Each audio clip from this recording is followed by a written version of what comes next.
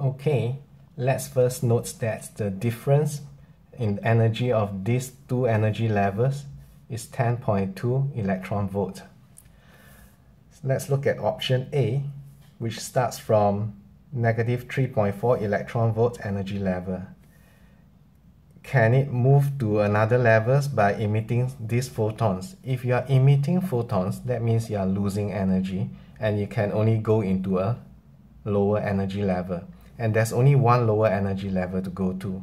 So yes, you can emit a photon of 10.2 electron volts and change energy level from here to here.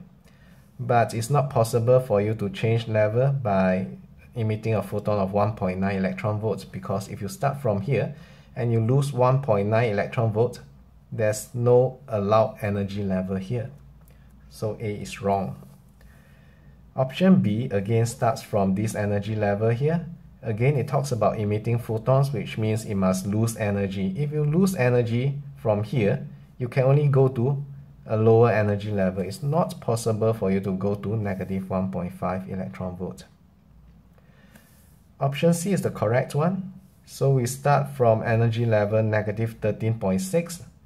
If an electron comes in, if the electron has this amount of energy, and if it loses all these 10.2 electron volts to the electron in the atom, then there's sufficient energy. 10.8, not sufficient. There's exactly this amount of energy for the atom to be excited from this energy level to this energy level.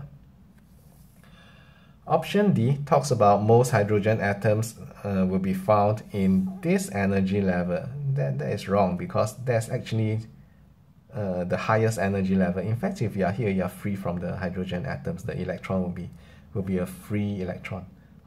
So the ground state is actually here. Most of the hydrogen atoms will be found in the lowest energy state, which is in this energy level. Okay, that's all I have to say. Ta-ta!